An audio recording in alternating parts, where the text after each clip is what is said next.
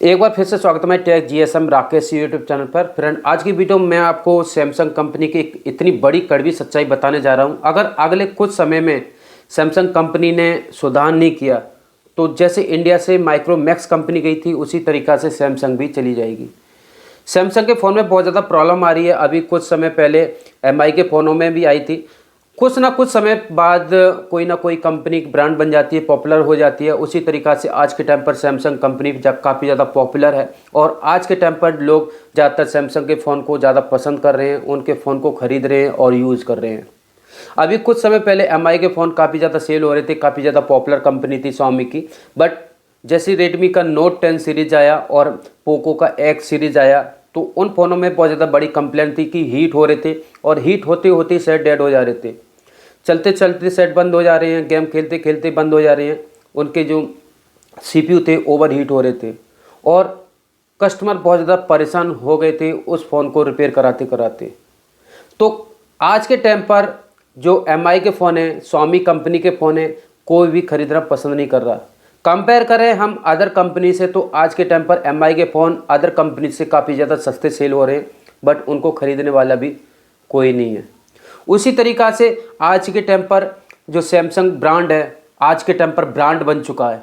But जब से Samsung का A13 के आसपास से फ़ोन जितने भी स्टार्ट हुए, जैसे कि A13 हो गया, A04 हो गया, A14, A15, ये अभी जो 20,000 से नीचे के फ़ोन हैं, 20,000 के नीचे के फ़ोन हैं, उन फ़ोनों पे एक बहुत बड़ी प्रॉब्लम आ रही है। और वो प्रॉब्लम ज़्यादातर 99% किसी भी टेक्नीशियन से रिपेयर नहीं हो पा रही है। क्यों रिपेयर नहीं हो पा रही है वो आज की वीडियो में मैं आपको बताने वाला हूं।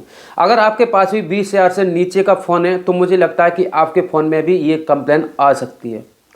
ये प्रॉब्लम हार्डवेयर की है और ये प्रॉब्लम क्यों आ रही है वो भी मैं आपको आगे बताऊंगा।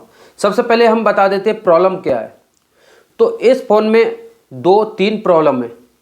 सबसे पहला प्रॉब्लम यह है कि अगर आपका फ़ोन गिर जाता है तो इसका जो मदरबोर्ड है इतना कमज़ोर है, इसके जो ट्रैक होते हैं CPU, UFS, ये eMMC से कनेक्टेड, ये पावर IC से कनेक्टेड, जितने भी ट्रैक हैं कुछ ना कुछ eMMC और CPU या फिर CPU और UFS के बीच की कनेक्टिविटी है वो टूट जाती है। CPU के ये ट्रैक है वो टूट जाती है गिरने के बाद। इसका जो मदरबोर्ड है बहुत ज़्यादा कमज़ोर है, गिरने से मदरबोर्ड के जो ट्रैक है वो टूट जाते हैं और सेट आउट हो जाता है। कभी को हम पिछली पॉकेट में रख लेते हैं सेट और दब जाता है, या फिर हम सोते सोते करवट में धर के सो जाते हैं तो दब जाता है, तो उस टाइम भी CPU के ट्रैक है वो टूट जाते हैं मदरबोर्ड के, तो उस टाइम भी सेट डेड हो जाता है। अगर ट्रैक टूट गया है 2, 4, 5, 6 टूट गया तो टेक्नीशियन जो चिप लेवल का काम करता है वो रिपेयर कर देता है। बट ज़्यादा टूट जाते हैं तो टेक्नीशियन भी नहीं कर पाता है क्योंकि उसमें बहुत ज़्यादा टाइम लगता है।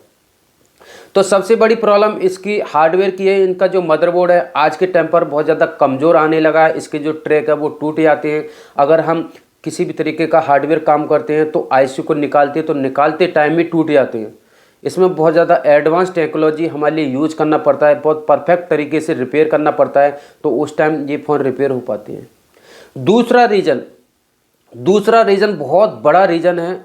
आज के टाइम के जितने भी सैमसंग के फ़ोन आ रहे हैं उसमें eMMC लगा हुआ हो या फिर UFS लगा हुआ हो, वो डेड हो जा रहा है।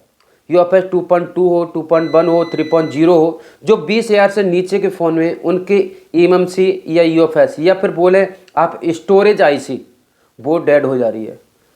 यहाँ पर A14 में आपको बता रहा हूँ, A14 में इतना बड़ा प्रॉब्लम है कि इसका ये UFS है, इसमें शायद UFS है और वो डेड हो जा रहा है। डेड ऐसा हो जा रहा है कि वो शॉर्ट हो जा रहा है या फिर उसकी जो प्रोग्रामिंग है वो डिलीट हो जा रहा है, ऑटोमेटिक ही प्रोग्रामिंग ख़त्म हो जा रहा है। अब वो सॉफ्टवेयर इशू हो रहा है या ओवर हीट हो रहा है या फिर जो स्टोरेज ज़्यादा भरने से हो रहा है वो कस्टमर के लिए पता होगा। बट दुकान पर UFS डेड आ रहा है, वो शॉर्ट हो रहा है या प्रोग्रामिंग ख़त्म हो जा रहा है। तो कभी को अगर वो शॉर्ट हो गया तो उसमें फ़ोन रिपेयर होगा ही नहीं और डाटा भी नहीं बचेगा। अगर इसका प्रोग्रामिंग करना पड़े तो सेट ऑन हो जाएगा बट कस्टमर का डाटा नहीं बचेगा। तो कुछ केसेस में, ज़्यादातर केसेस में UFS को प्रोग्रामिंग करके सेट को ऑन किया जा रहा है, प्रोग्रामिंग इसका डिलीट हो जा रहा है, इसमें जो प्रोग्रामिंग है सॉफ्टवेयर है वो डिलीट हो जा रहा है, और सॉफ्टवेयर यूएसबी से नहीं हो रहा है, इसका जो एमएमसी या यूएफएस है वो निकाल के एडवांस जो बॉक्स आते हैं प्रोग्रामिंग के, उससे प्रोग्रामिंग करके फ़ोन को रिपेयर किया जा रहा है। तो उसकी जो कॉस्ट है वो 1000 रुपये से 2000 रुपये तक जाता है। एमएमसी है तो 1000-1200, अगर यूएफएस है तो 2000-2500 तक चला जाता है। तो उसका जो कॉस्ट है वो चला जाता है, महंगा जाता है। तो ये भी प्रॉब्लम है। और एक प्रॉब्लम और भी है, इसका जो सीपीयू है बहुत ज़्यादा कमज़ोर है। अगर आपका फ़ोन डेड हो गया है, सीपीयू को रिपेयर किया जा रहा है, रिवॉल्विंग किया जा रहा है, तो उस कंडीशन में इसका जो सीपीयू फूल जा रहा है, चटक जा रहा है, निकालते टाइम डेड हो जा रहा है। तो उस टाइम ये फ़ोन ख़त्म हो जाता है, कस्टमर का ना तो डाटा मिलेगा ना ही सेट ऑन होगा, उस कंडीशन में मदरबोर्ड चेंज ही होगा। तो A14 का जो CPU है और UFS है वो बहुत ज़्यादा कमज़ोर है और बहुत ज़्यादा कंप्लेन आ रहा है आज के टाइम पर A14 में। A15 में भी सेम प्रॉब्लम है। A15 में जो CPU है वो इतना कमज़ोर नहीं है, वो प्रोसेसर अच्छा है, जो CPU है वो अच्छा है, बट उसके स्टोरेज में भी प्रॉब्लम आ रहा है। उसी तरीक़ा से माइक्रोमैक्स जो कंपनी थी उसकी एमएमसी जो आया करती थी, उसका प्रोग्रामिंग ऐसा होता था कि अगर हम सॉफ्टवेयर कर रहे हैं, लॉक खोल रहे हैं, वो डेड हो जा रहा था और वो सेट ऑन नहीं होता था। तो बहुत ज़्यादा प्रॉब्लम आई थी कस्टमर के लिए, कस्टमर ने फ़ोन ख़रीदना बंद कर दिया।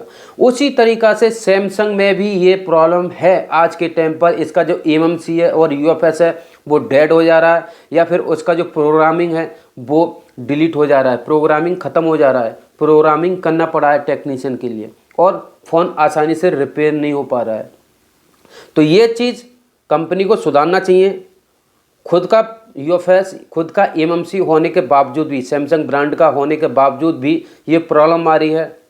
तो भाई ऐसा मत करो, अपने फ़ोन को आप महंगा करके बेचो, 500 रुपये प्लस कर दो या फिर 1000 रुपये प्लस कर दो। आप जो स्टोरेज आईसी है वो अच्छा दो, उसमें जो सॉफ्टवेयर है वो अच्छा दो कि वो करप्ट ना हो। इस कंडीशन में कस्टमर का डाटा चला जाता है, डाटा नहीं बचता है। अगर आपके साथ भी ये प्रॉब्लम आ रही है, सैमसंग का A14, A13, A15 फ़ोन है, तो आप भी कमेंट करके बताएं कि वो रिपेयर हुआ या नहीं हुआ। 99% वो फ़ोन रिपेयर नहीं होगा, उसका मदरबोर्ड चेंज होगा, क्योंकि ओनली एमएमसी डेड या यूएफएस डेड होता है, चेंज नहीं होता है, प्रोग्रामिंग करके चल जाता है। ओनली सीपीयू चेंज नहीं होता है। इसका जो पेयर है एमएमसी और सीपीयू का या सीपीयू यूएफएस का, वो दोनों ही चेंज होते हैं, और दोनों चेंज होंगे तो मदरबोर्ड चेंज ही करना पड़ेगा। दोनों मार्केट में न्यू मिलता नहीं है, और मिलता है बहुत ज़्यादा कॉस्ट आता है, अदर ब्रांड में मिलता है तो अदर कंपनी के फ़ोनों का मिलता है तो सीपीयू भी 2,500-3,000 हज़ार 4,000 रुपये तक का चला जाता है, ओनली सीपीयू। तो ये प्रॉब्लम सैमसंग के फ़ोनों पर आ रही है आज के टाइम पर। जो फ़ोन सैमसंग का 20,000 से नीचे का फ़ोन है उसमें ये प्रॉब्लम, हार्डवेयर की प्रॉब्लम आ रही है। तो कंपनी से मैं रिक्वेस्ट कर रहा हूँ कि हम लोग तो परेशान ही है रिपेयर करते करते, बट कस्टमर और ज़्यादा परेशान है आपके।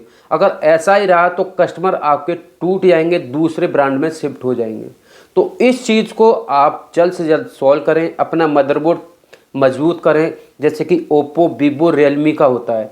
एमआई का भी अच्छा होता है, बट एमआई के इतना कभी कभार प्रॉब्लम करने लगता है। सबसे ज़्यादा मजबूत जो मदरबोर्ड है वो वीवो का आता है, ठीक है। तो मदरबोर्ड में अपना इम्प्रूव करें और यूएफएस में भी इम्प्रूव करें।